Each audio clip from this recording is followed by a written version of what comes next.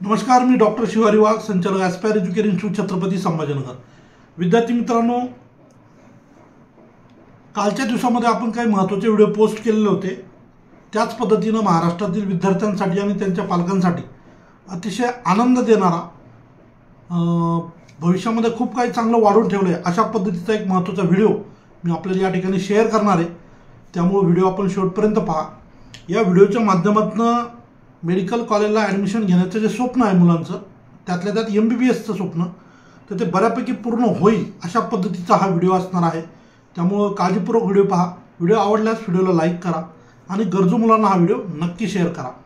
सोबतच ज्याही विद्यार्थ्यांना काउन्सिलिंग प्रक्रियेच्या संदर्भाने ॲस्पायर एज्युकेशन इन्स्टिट्यूटची मदत घ्यायची असेल तर तुम्ही या व्हिडिओच्या डिस्क्रिप्शन बॉक्समध्ये आमच्या ऑफिसचा ॲड्रेस आणि मोबाईल नंबर या दोन्ही गोष्टी दिलेल्या असतील. त्यावर तुम्ही नक्की संपर्क करू शकता किंवा प्रत्यक्ष येऊन भेटलं तर अजून आपल्यासाठी सोयीचं होईल. चला तर आपण सुरुवात करूया. महाराष्ट्रामध्ये यावर्षी नव्यानं काही मेडिकल कॉलेजची सुरुवात होणार आहे. त्या संदर्भामध्ये NMCच्या ऑफिशियल वेबसाईटवर काही महत्त्वाच्या गोष्टी ज्या आहेत ऑलरेडी पब्लिश झालेल्या आहेत. त्या संदर्भाने जे तर महाराष्ट्रामध्ये आता आपल्यासाठी काय सोय उपलब्ध होणार आहे ते एक सांगण्याचा प्रयत्न आपल्याला या ठिकाणी करायचा आहे. 3 एप्रिलला NMCच्या ऑफिशियल वेबसाईटवर एक नोटिफिकेशन पब्लिश झालेलं आहे आणि त्या नोटिफिकेशनमध्ये काय दिलेलं आहे तर नवीन कॉलेज इस्टॅब्लिश करण्याच्या संदर्भाने ज्या ज्या कॉलेजचे ॲप्लिकेशन त्यांना गेलेले आहेत आणि ते ॲप्लिकेशन प्रोसेसमध्ये आहेत तर त्या एकूणच सगळ्या कॉलेजेसची यादी त्या ठिकाणी उपलब्ध आहे. आता हे जवळजवळ पूर्ण भारतामध्ये जर आपण ही लिस्ट बघितली तर जवळजवळ 142 काहीतरी मला वाटतं नवीन कॉलेजेसच्या संदर्भामधली ही यादी आहे. अर्थात यामध्ये 112 नवीन कॉलेजेसची यादी ही आहे.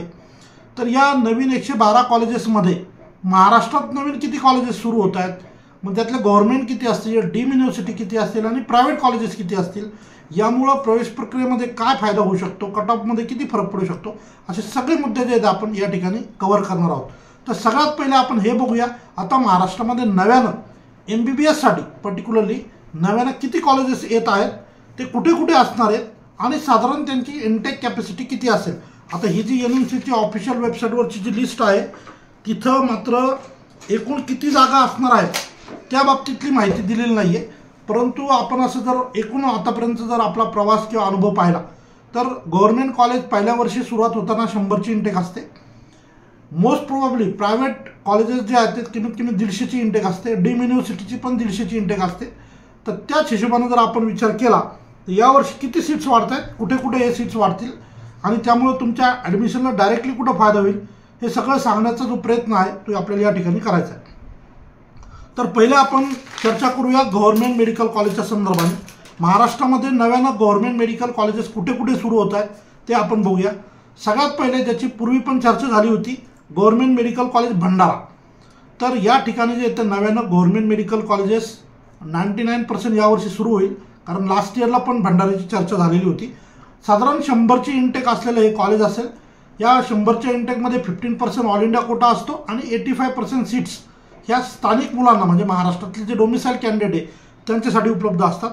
तर म्हणजे या 85 जागा तर महाराष्ट्रासाठी उपलब्ध होतील. त्यानंतर GMC Nashik, government medical college Nashik. आता नाशिक एवढं डेव्हलप शहर आहे परंतु आजही तिथं गव्हर्नमेंट मेडिकल कॉलेज नव्हतं. अर्थात प्रायव्हेट मेडिकल कॉलेज तिथे भरपूर आहेत. वसंतराव पवार मेडिकल कॉलेज आहे, तिथून जवळच इगतपुरीला SNBT मेडिकल कॉलेज आहे. परंतु पहिल्यांदा आता GMC नाशिकला गव्हर्नमेंट मेडिकल कॉलेज जे इस्टॅब्लिश होत आहे आणि हे पण कॉलेज जवळजवळ साधारण 100च्या इंटेकचंच असेल असं आपण गृहीत धरू शकतो. त्यानंतर GMC ठाणे. ठाणेला ऑलरेडी एक गव्हर्नमेंट मेडिकल कॉलेज पूर्वीपासून आहे, राजीव गांधी मेडिकल कॉलेज. परंतु हे नवीन गव्हर्नमेंट मेडिकल कॉलेज जे आहे तर ठाणेला सुरू होते. साधारण इथली पण इंटेक जे येतं आपण 100च्या आसपास गृहीत धरायला काही हरकत नाही.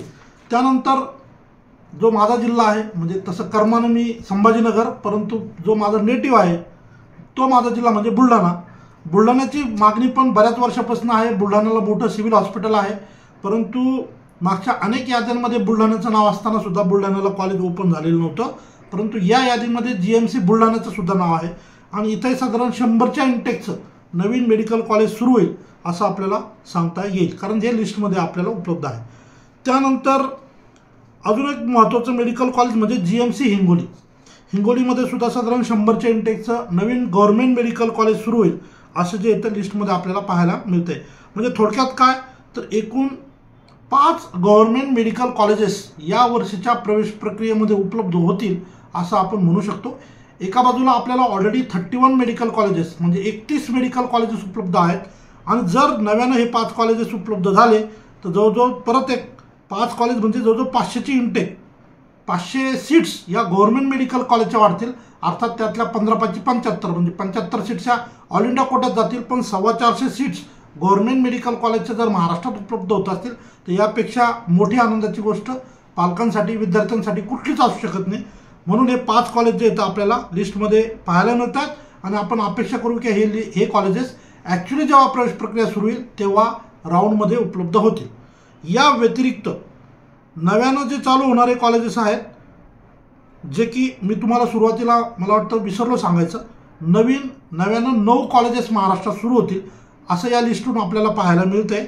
आणि यामध्ये प्रायव्हेट कॉलेजेस जे असणार आहेत ते 3 असतील आणि एक डीम युनिव्हर्सिटी असेल. तर पहिले प्रायव्हेट कॉलेजच्या बाबतीत बोलूया. मागच्या वर्षापासून या कॉलेजची आतुरतेनं वाट पाहतोय आपण. छत्रपती संभाजीनगरमधील Shriramchandra institute of medical sciences हे कॉलेजेस म्हणजे डॉक्टर हेडगेवार रुग्णालयाशी ॲफिलिएटेड या डॉक्टर हेडगेवार रुग्णालयाचंच हे कॉलेज असेल आणि बीड बायपासला हे कॉलेज इस्टॅब्लिश होतं आहे. त्याचं मोठ्या स्वरूपात तिथं बांधकामसुद्धा सुरू आहे. तर हे कॉलेज मोस्ट प्रॉब्ली यावर्षीच्या प्रवेश प्रक्रियेत उपलब्ध होईल.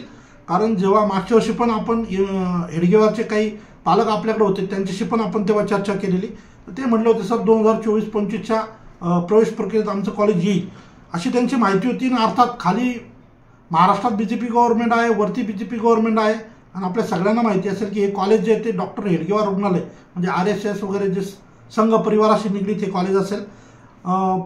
प्रायव्हेट कॉलेज असेल त्यामुळं सगळ्या शासकीय सवलती कॅटेगरीचे बेनिफिट चॅरिटेबल ट्रस्ट आहे त्यामुळे सगळं बऱ्यापैकी रिजनेबल फीसमध्ये हे कॉलेज मुलांसाठी उपलब्ध होईल असं आपल्याला या ठिकाणी सांगता येईल. आणि 150ची कॅपॅसिटी या ठिकाणी असेल असे आपल्याला सांगता येईल. कारण प्रायव्हेट मेडिकल कॉलेजेस साधारण 150+ इंटेक ते सुरुवातीलाच घेतात. गव्हर्नमेंट कॉलेज टप्प्याटप्प्याने जातं कारण सगळं गव्हर्नमेंटलाच इस्टॅब्लिशमेंट करायची असते. मग ते infrastructure, hostel, hospital, academic buildings सगळ्या गोष्टी. त्यामुळं जिथं शासनाला गुंतवणूक करायची ती स्टेप बाय स्टेप जाते. मग प्रायव्हेटवाले तर ते कमर्शियल असतात, ते मोठ्या प्रमाणात इन्व्हेस्टमेंट करून जे इन्फ्रास्ट्रक्चर आवश्यक आहे ते उभं करून आणि ते पाहिजे त्या कॅपॅसिटीची परमिशन मिळवतात. ऑलरेडी हेडगेवार हॉस्पिटलच्या बाबतीत बोलायचं झालं तर मला वाटतं 700-800 बेडचं हॉस्पिटल ऑलरेडी आहे. जे की रिक्वायरमेंट आहे त्याप्रमाणे त्यांच्याकडे ती गोष्ट फुलफिल होते. सो एक Shriramchandra institute of medical sciences Chhatrapati Sambhajinagar हे नव्यानं सुरू होणारं मेडिकल कॉलेज यावर्षीच्या प्रवेश प्रक्रियेत आपल्याला पाहायला मिळेल आपण असं विचारात घेऊ शकतो. यानंतर दुसरं मेडिकल कॉलेज जे असेल ते विदर्भामध्ये असेल. Multi speciality hospital and medical college Murtijapur Akola या ठिकाणी हे नव्यानं कॉलेज सुरू होतं आहे. म्हणजे मागच्या वर्षी अमरावतीला एक college private college medical college सुरू झालं. यावर्षी आता अकोल्याला पण होईल. गव्हर्नमेंट कॉलेज ऑलरेडी अकोल्याला आहे परंतु आता हे प्रायव्हेट मेडिकल कॉलेज या ठिकाणी सुरू होताना आपल्याला पाहायला मिळेल.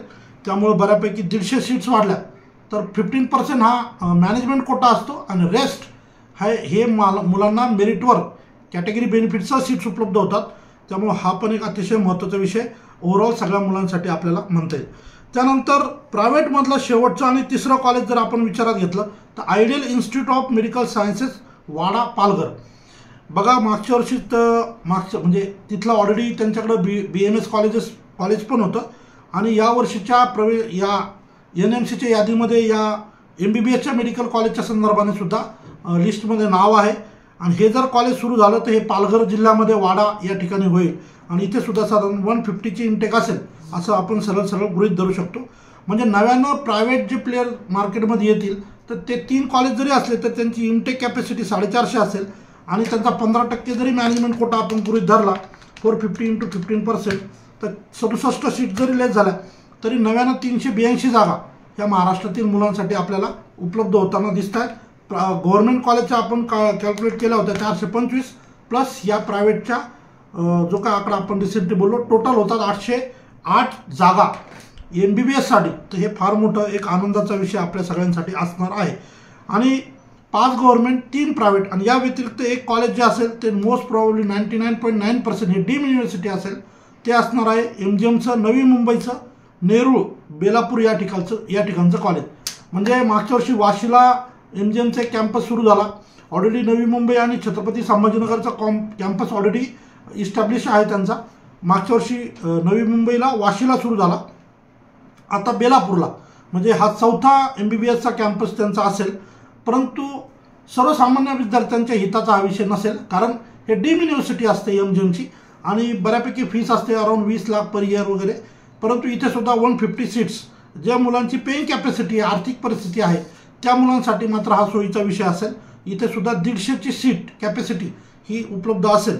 अशा पद्धतीनं नव्यानं महाराष्ट्रामध्ये 9 मेडिकल कॉलेजेस येतील, त्यापैकी 5 गव्हर्नमेंट, 3 प्रायव्हेट आणि एक डीम युनिव्हर्सिटी. ओव्हरऑल जर कॅपॅसिटी वाढताना जर पाहायची आपल्याला डीम युनिव्हर्सिटीचं काउंट करून तर 1100 सीट्स नव्यानं महाराष्ट्रात वाढतील. अर्थात आपण 150 सीट्स त्या डीम युनिव्हर्सिटीच्या सोडून देऊ. पूर्वीचे जे 22 प्रायव्हेट कॉलेजेस होते महाराष्ट्रामध्ये त्यामध्ये एकूण 3170 जागा होत्या. 475 त्यापैकीचा 15% IQ कोटा किंवा इन्स्टिट्यूट कोटा म्हणूया आपण, तर 2695 जागा प्रायव्हेट कॉलेजच्या. गव्हर्नमेंट मेडिकल कॉलेजेस मागच्या वर्षीपर्यंत आपल्याकडे होते 31, तिथं सगळ्या जागा मिळून होत्या 4950, त्यातला 15% ऑल इंडिया कोटा. 776 सीट्स जर वजा केल्या तर त्या होतात 4174 जागा. म्हणजे टोटल महाराष्ट्रामध्ये ऑलरेडी ज्या जागा उपलब्ध होत्या त्या होत्या 6870 आणि नव्यानं जर 807 किंवा 808 जागा जर ॲड झाल्या तर 7677 एवढ्या मोठ्या स्वरूपात ही वाढ होईल आणि 7500 किंवा 7700 मुलं दरवर्षी महाराष्ट्रातून MBBS करून बाहेर पडू शकतील अशी परिस्थिती आता आपल्याला पाहायला मिळते. परंतु डीम युनिव्हर्सिटीचं आपण याच्यात कॅल्क्युलेट केलेलं नाही आहे आणि या 7677मध्ये वेदांता पालघरच्याही आपल्याला सीट्स वजा कराव्या लागतील किंवा या व्यतिरिक्त Indian institute of medical sciences Badnapur हे जे कॉलेज आहे त्याच्याही वजा करावे लागतील. कारण हे दोन्ही कॉलेजेसमध्ये एकतर मुस्लिम मायनॉरिटी इन्स्टिट्यूट आहे आणि दुसरं महाराष्ट्र आरोग्य विज्ञान विद्यापीठाला ॲफिलिएटेड जरी असलं तरी तिथं फुल फीस मुलांना भरावी लागते.